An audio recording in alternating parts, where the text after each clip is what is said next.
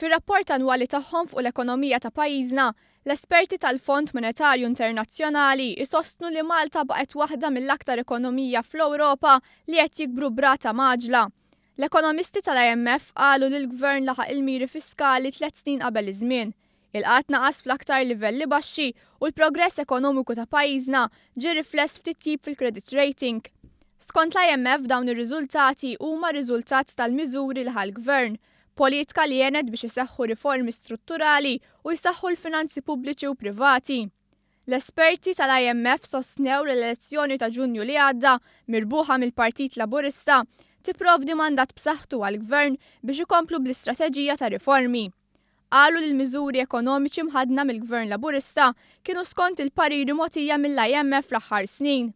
Innotat li l-politika tal-Gvern hija ffukata fuq il-ħolqien tal-impjiegi, it-tisħiħ tar-riżorsi umani, id-diversifikazzjoni tas-settur tal-enerġija u titjib fl-maniġġer tal-iskart.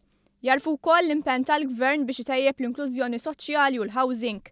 Ir-rapport tal-IMF jirrimarka wkoll li s-suċċess ekonomiku ta' pajjiżna mistenni jkompli fis-snin li ġejjin, tant li qed ibassru l din is-sena it-tkabbir ekonomiku se jilħaq il-5.7%. Dan meta sa sena ilu kien in-nofs ta' dak li qed ibassru issa. L-esperti tal-IMF qed isostnu wkoll li l-Gvern se jilħaq il-miri finanzjarji tiegħu.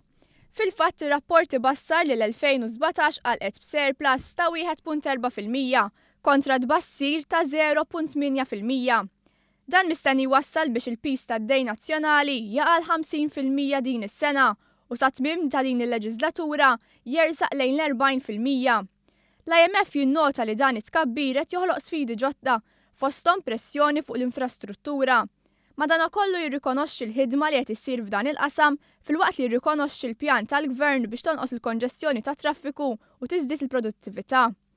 Dwar il-programm ta' ċittadinanza b'investiment, tgħid li l-proċess tal-applikazzjonijiet huwa wieħed b'saħħtu b'sistema ta' due diligence serja minn Identity Malta, tant li r-rata tal-applikazzjonijiet irrifjutati hija ta' madwar 20%. B'reazzjoni l-Gvern qal li se jkompli jieħu miżuri biex itejjeb l-infrastruttura u r-riżorsi umani ta' pajjiżna, kif ukoll ikompli jaħdem biex il-ġid jasal dejjem aktar għand kulħadd.